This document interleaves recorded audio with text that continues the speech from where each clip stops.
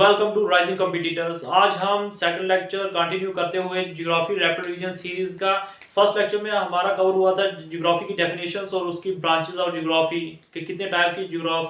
Types होती हैं geography की, क्योंकि geography is the mother of all the sciences. तो उसमें कौन कौन सी ऐसे सब्जेक्ट क्लियर किए जाते हैं जिनकी वजह से हम इसको mother of all the sciences कहते हैं। उसी में से हम फर्स्ट ब्रांच शुरू करने वाले हैं जो है जियोमॉर्फोलॉजी। तो जियोमॉर्फोलॉजी में ऑलरेडी हम डिस्कस पहले भी कर चुके हैं। अगर आपने वीडियो नहीं देखी है तो लिंक डिस्क्रिप्शन में है, आप उसको जाके देख लें।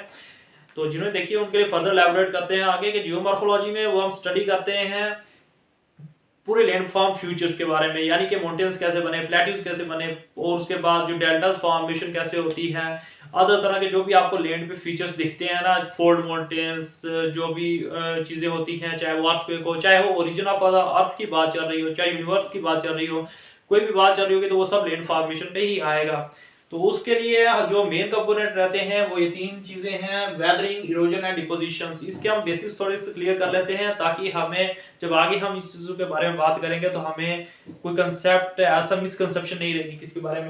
वेदरिंग की अगर हम बात करें, वेदरिंग का मतलब होता है कि एक जगह किसी चीज का किसी भी कोई भी रॉक है उसका वहां पे टूट जाना। अब रॉक टूटेगी किस किस फैक्टर से? रॉक टूटने के बहुत सारे फैक्टर्स होते हैं, यानी कि अगर क्लाइमेट टेम्परेचर में चेंज आया, अब जैसे कि आप देखें दिन को अगर बहुत ज्यादा गर्मी हुई,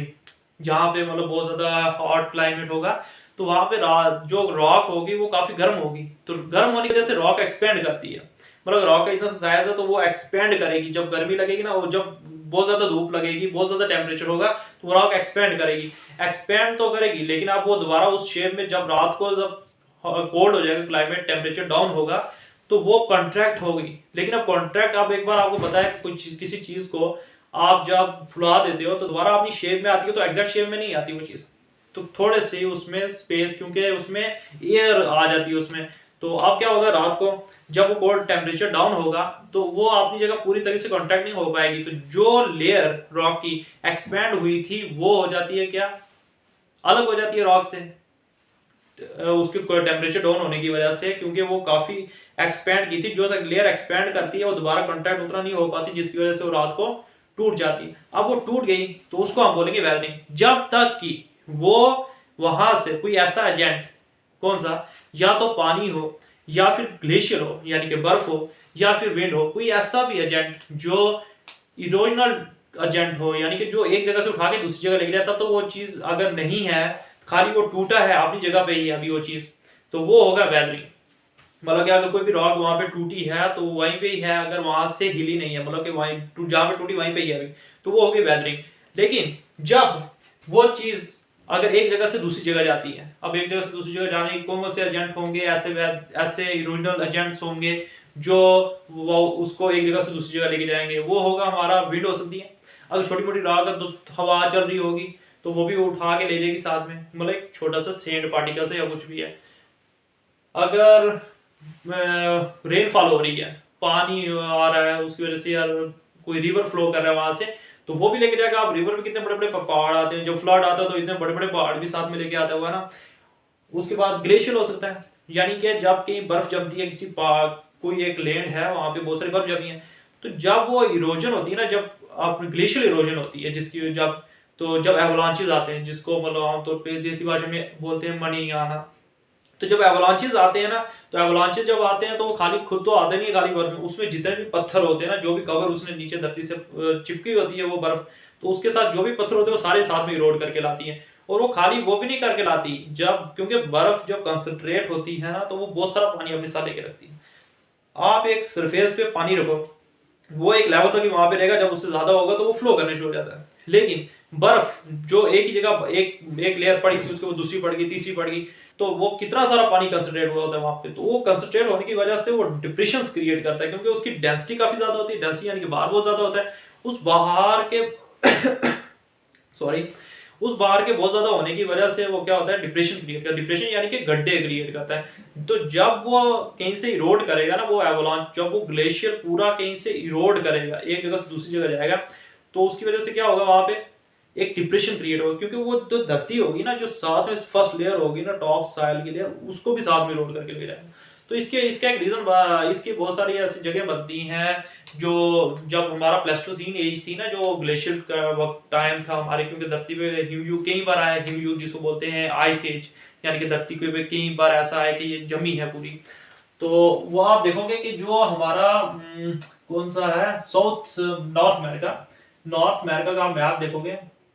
कुछ ऐसा है, फिर ये साउथ अमेरिका, मतलब एक साइड से अगर हम देखें तो यहाँ पे है Hudson bay, top of north America में है हडसन बे। हडसन बे एक ऐसी जगह है जो कि डिप्रेशंस की वजह से क्रिएट हुई है। मतलब साइंटिस्ट जियोग्राफर्स का मानना है कि वहां पे किसी एक टाइम पे ना बहुत बड़ा ग्लेशियर रहा, जब वो इरोड हुआ, जब क्लाइमेट टेम्परेचर में चेंज आई, और सीन एज के बाद की बात है कि जब आइस एज खत्म होने पे आई, टेम्परेचर राइज होने शुरू हुए धरती पे, तो उसकी वजह से जब वो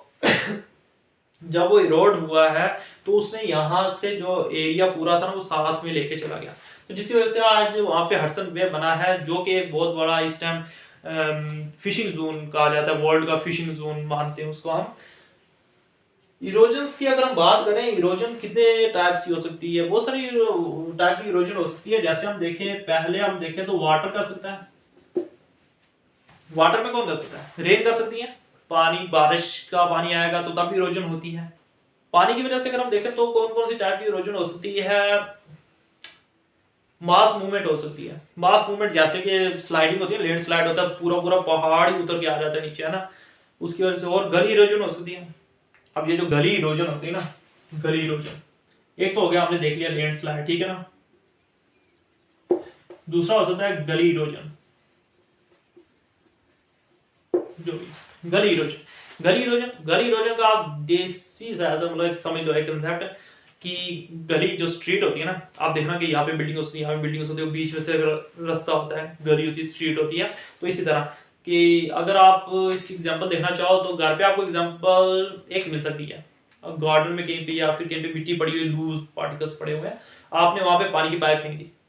पानी के पाइप फालतू पानी की गिर रहा था, आपने फेंक दिया ऐसे पाइप, तो आप देखोगे वहां पे ना कुछ लाइंस बन जाती हैं, मतलब एक गहरी लाइन, मतलब एक टॉप साइड आपने कहीं पे मिट्टी थी, टॉप साइड थी, और उसमें आपने पाइप फेंकी, तो वो पानी निकलने के लिए अलग अलग रास्ता बनाता है ना, तो वो कुछ गलियों से बना देता है ऐसे बीच में से। तो वो होती है कि मतलब एक लैंड है, एक फ्लैट लैंड है, और पानी आया कहीं से और उसने कहीं से जा रहा है पानी, तो उसने मतलब गली सी बना ली है, बीच में से गहराई बना ली है, तो वो हो सकता है, ठीक है ना। उसके बाद हमारी हो सकती है, हम देखें कि टनल, टनल इरोजन होती है। टनल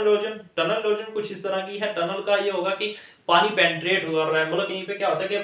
सॉइल के पार्टिकल्स लूज होते हैं, मतलब ऐसे होता है ना कि पानी बीच में से चला जाता है, मतलब कहीं से पानी आ रहा था, कहीं जमीन के बीच में थोड़ा पानी होता है, तो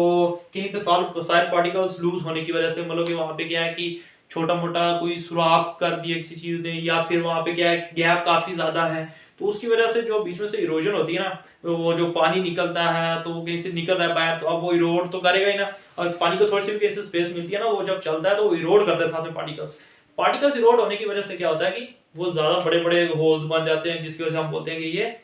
टनल इरोजन हुई है, मतलब कि यहाँ से बीच में पानी निकला है पहाड़ में से। ये कुछ है। विंड इरोजन होती है। विंड की इरोजन कैसे होती है, जैसे आप देखो ना सैंड ड्यून्स बनते हैं, जैसे आप रेगिस्तान में देख लो, रेगिस्तान में अब रेत सैंड पार्टिकल्स होते हैं, सैंड ही सैंड होती है, लूज पार्टिकल्स सैंड तो होता है ऑलरेडी, लूज पार्टिकल्स है ना, तो वहां पे जब हवा चलती है तो आप देखोगे एक दिन पे कभी यहाँ पे बहुत सारा पहाड़ बना होगा सैंड का, और किसी दिन दूसरे दिन देखोगे आप यहाँ पे कुछ भी नहीं और आगे कोई 2-4 पहाड़ बने हुए। तो मतलब क्या होता है कि वो जब विंड्स चलती है ना रात को बहुत तेज, तो उसकी वजह से वो एक जगह पहाड़ बनता है कभी दूसरी, तो वो इरोड करते जाते हैं सैंड पार्टिकल्स साथ में ना। तीसरा आप देख लो कि वही मैंने जैसे आपको कहा ग्लेशियल इरोजन। ग्लेशियल इरोजन कौन सी हुई कि जैसे मैंने आपको अभी बताया ना कि हडसन बे बन गया सॉरी।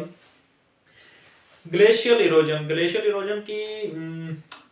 कौन कौन सी, जैसे कि मतलब कोई एवलांच, वही मैंने आपको जैसे भी समझाया था कि एवलांचेस की वजह से होती है ये ग्लेशियल इरोजन। उसके बाद टेम्परेचर राइज होने की वजह से, जैसे आप बोल रहे हैं ना ग्लोबल वार्मिंग हो रही है, तो टेम्परेचर बड़ा राइज हो रहा है, जिसकी वजह से ग्लेशियर्स जो हैं वो पिघल रहे हैं और जो है बारिशें कम हो रही हैं। तो ये एक रीजन जो मतलब बना हुआ है ग्लोबल वार्मिंग की वजह से। तो ये भी यही होता है ग्लेशियर इरोजन, कि मतलब ग्लेशियर पिघल रहे हैं, तो जब पिघल रहे हैं तो किसी पहाड़ से आ रहे हैं, तो उसकी वजह से साथ में इरोजन तो करेंगे ही करेंगे वो। डिपोजिशन क्या हुआ कि डिपोजिशन हुआ कि जब ये काम हो गया वेदरिंग, मतलब एक जगह चीज टूट गई, तो मतलब कोई भी ऑब्जेक्ट है, कोई भी रॉक है, वो जब टूट गई है। इरोजन, जब पानी वगैरह ये साथ में इरोड करके ले गए हैं, साथ में टूट गई चीज, इरोजन भी होगी, मतलब एक जगह से दूसरी जगह, मतलब इरोजन हो गया ट्रांसपोर्टिंग एजेंट्स जो होते हैं, जैसे हमारा वाटर हो गया, विंड हो गया और ग्लेशियर हो गया, ठीक है ना। डिपोजिशन, अब ये चीजें जब इरोड होके जा रही हैं, किसी दरिया के साथ जा रही है ना, तो ये डिपोजिशन भी तो होगी कहीं पे जाके, डिपोजिट यानी कि जाके रुकेगी भी तो सही, कहीं पे जाके डंप तो होगी। जैसे आप देखो, इसमें आप देख सकते हो गंगा रिवर सिस्टम, गैंगीज है ना, गैंगीज गैंगीज गैंगीज में आपके देखोगे, आप देखो जब ये रिवर, ये जो गंगा रिवर है ना, ये जो अब हिमालय से चल रही होती है, ये रिवर्स ऊपर से जब उत्तराखंड और वहां से जब निकलती हैं, आप देखोगे इसकी यूथफुल स्टेज होती है, मतलब काफी फ्लो में चलती है, ये काफी स्पीड होती है इनकी, जिसकी वजह से क्या होता है, ये वी शेप वैली बनाती है, वी शेप की वैली, है ना, खाइयां बनाती हैं, क्योंकि तेज पानी चल रहा है ना, तो खाई बनाता जाता है नीचे। लेकिन जब ये गैंजेस रिवर प्लेन एरिया में पहुंचती है ना, पेनिनसुलर इंडिया में, तो जब ये बे ऑफ बंगाल के पास पहुंचती है ना, तो इसकी स्पीड काफी कम होगी, क्योंकि एक प्लेन एरिया है, उसमें कब तक तेज चलेगी रिवर, अगर उसकी स्पीड तो लो होगी, क्योंकि इतना बड़ा मलबा ये साथ में लेके आती है हिमालय से, हिमालय की पहाड़ियों से, कि अब इनकी स्पीड उसकी वजह से कम होनी शुरू हो जाती है। तो अब ये जो इतना मलबा साथ में लेके आती हैं, तो वो जाके डिपोजिट तो होगा, तो वो जाके डिपोजिट होता है बे ऑफ बंगाल के पास। तो बे ऑफ बंगाल के पास जब ये वेस्ट बंगाल में डिपोजिट होता है, तो वहां पे बनाते हैं क्या, डेल्टास बनाते हैं, डेल्टास। अगर आप देखें कि और भी डिपोजिट, जो भी लैंडफॉर्म फीचर्स आपको देखने मिलते हैं, प्लेन एरियाज बनते हैं, जैसे हमारा जो एलुवियल फ्लैट लैंड्स बनते हैं ना, जो एग्रीकल्चर लैंड बनते हैं, बहुत ही फर्टाइल लैंड होते हैं ये हमारे। तो जैसे हमारा पेनिनसुलर इंडिया, ये पूरा डिपोजिशन वजह बना है, लेकिन पेनिनसुलर इंडिया की जो बेसिक ओरिजिन है वो है वॉल्केनिक इरप्शंस की वजह से, मतलब उस टाइम जो वॉल्केनिक इरप्शन हुई थी और डिपोजिशन हुई थी, तो उसका मतलब कि ये जो बने हैं, ये बना है मैग्मा के डिपोजिशन की वजह से, बेसाल्ट रॉक, बेसाल्ट के डिपोजिशन की वजह से बनाई है। सो हमारे यहाँ पे वेदरिंग इरोजन और डिपोजिशन कवर हो चुका है। फर्दर हमारा लेक्चर होगा सॉइल्स एंड इट्स टाइप्स पे, तो जिसमें डेफिनेशंस और ज्योग्राफी, मतलब ज्योग्राफी क्या है, अलग अलग ऑथर्स का, ज्योग्राफर्स का इसके बारे में क्या कहना है, और उसके बाद जो ब्रांचेस ऑफ ज्योग्राफी थी, अगर वो वीडियो किसी ने देखी नहीं है, डिस्क्रिप्शन में लिंक है, जाके देख लें।